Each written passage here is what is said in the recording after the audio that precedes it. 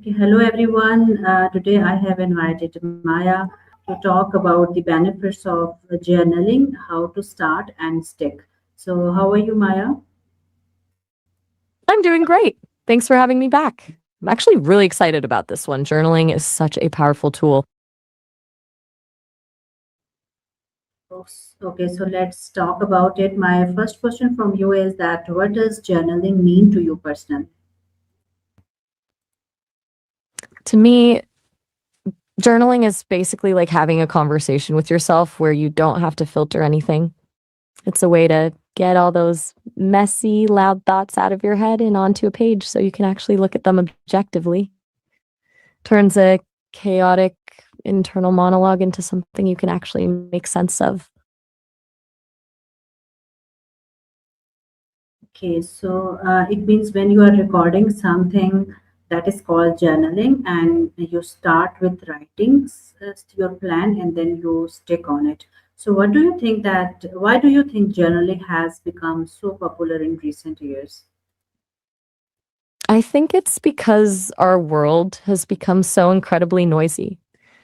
We're constantly bombarded with notifications and other people's curated lives on social media, which leaves us feeling scattered.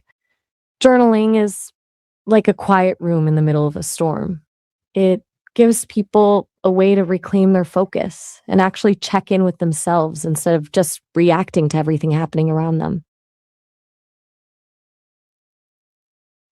Okay, so journaling means it helps you to check your things that are on time, and you are consistent about those things. So, what are the biggest mental or emotional benefits of journaling? The biggest one for me is the emotional release.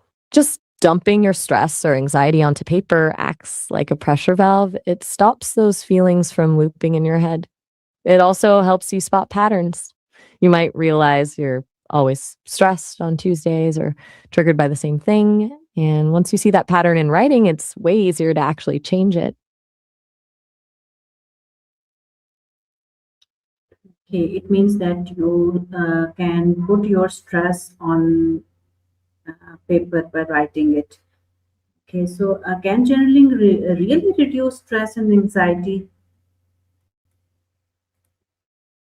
Exactly. It's that shift from just feeling the emotion to observing it. Once it's on the paper, it's outside of you, which makes it feel a lot more manageable. Yeah, it that even if you write something on paper, that keeps you reminding that you have to do something.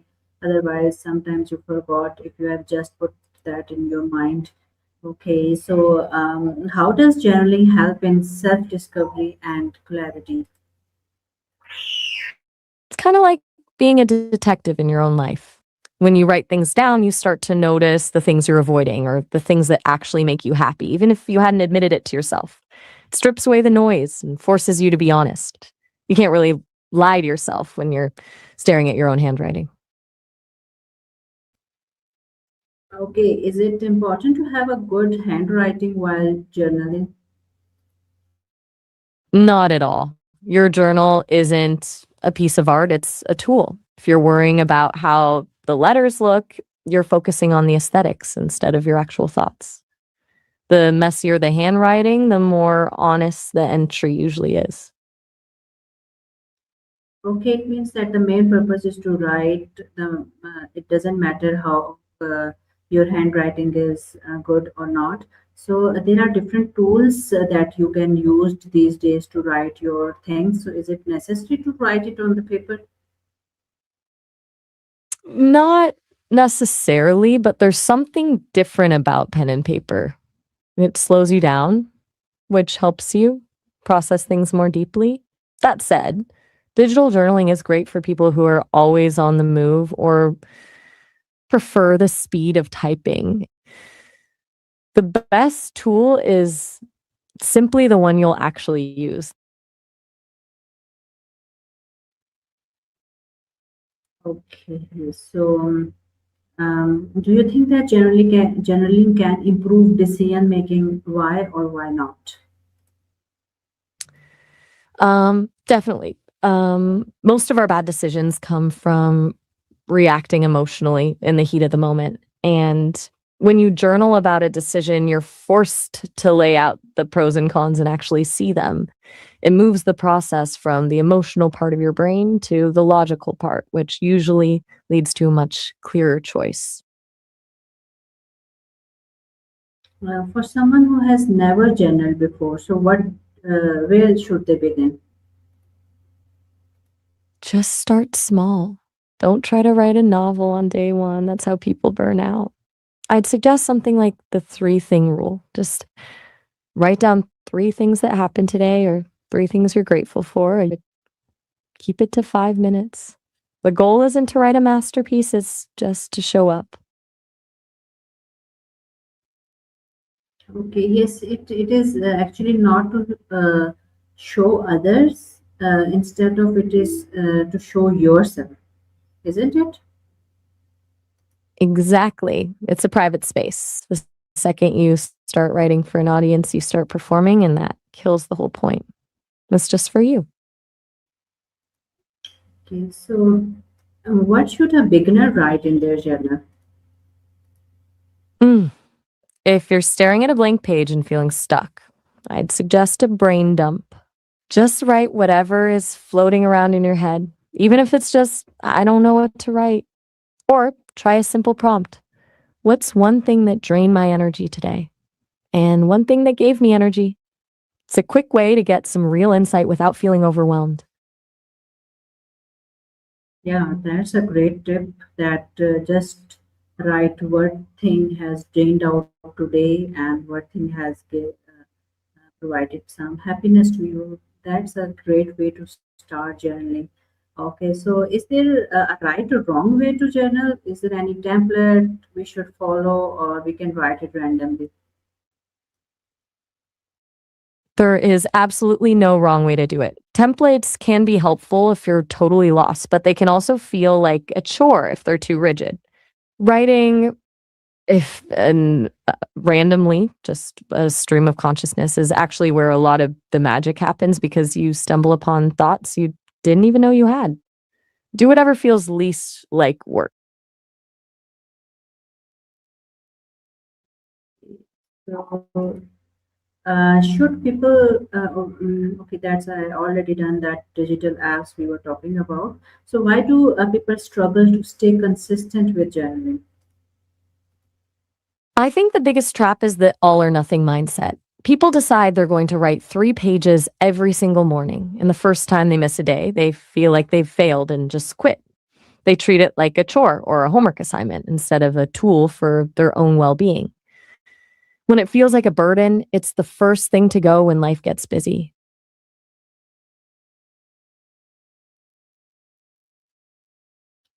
Yeah, this is when I think to start your day with journaling is the better option, and then you can do the rest of your work. So, what are simple habits to make journaling a daily routine?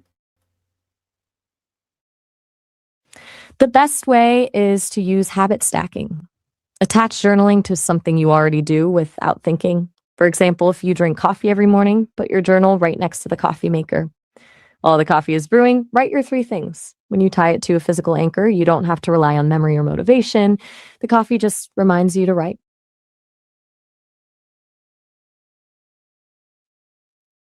Okay, so how much time should someone dedicate to journaling each day? Honestly, as little as 5 or 10 minutes. The magic isn't in the volume of words, it's in the consistency. It's way better to write 3 sentences every day than to write 10 pages once a month. Once it becomes a natural part of your day, you'll find yourself wanting to spend more time on it, but start tiny. Okay, so it means for everything where we are going to start, just start with small and take tiny steps. Okay, so what should someone do when they feel like they have nothing to write? I'd say just write exactly that. I have absolutely nothing to say today. Honestly, usually once you start writing about why you're feeling blank or what's distracting you, the real thoughts start to leak out. That still doesn't work. Just describe one thing you can see, smell, or hear in the room right now. It grounds you in the moment and usually kicks the brain back into gear.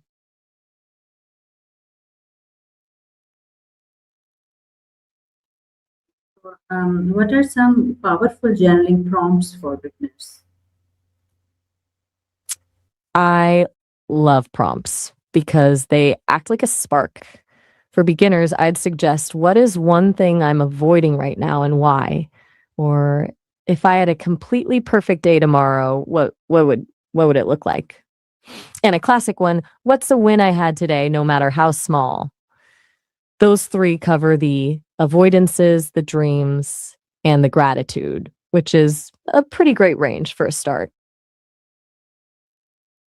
Oh, that's a beautiful thing that you told that first we should start with greetings and gratitude.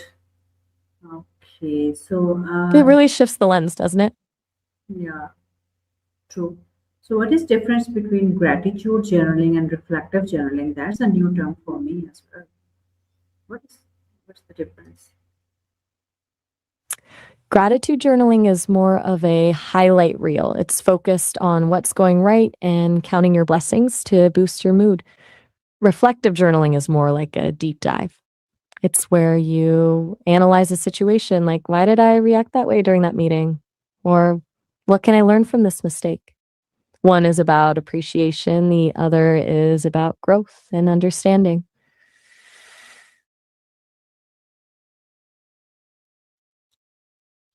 So, can journaling be combined with goal setting or productivity systems? Absolutely. It's actually a powerhouse for productivity. Instead of just a dry to do list, you can use your journal to map out the why behind your goals. When you write down not just what you want to achieve, but how it will make you feel or why it matters, you're much more likely to actually stick to it. Turns a task list into a roadmap.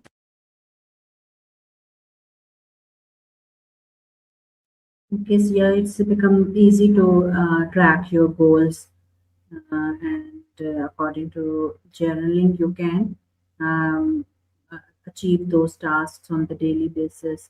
Okay, so what mistakes should beginners avoid while journaling? The biggest mistake is trying to be perfect or positive all the time. Some people treat their journal like a scrapbook where like everything has to look pretty or sound inspiring. But if you only write the good stuff, you're just lying to yourself. The real value comes from the messy parts, the anger, the frustration, the boring stuff. Don't censor yourself. The journal is the one place where you don't have to be a better version of yourself. Okay, so uh, if someone watches these interviews, what is one simple step they can take to start journaling tonight?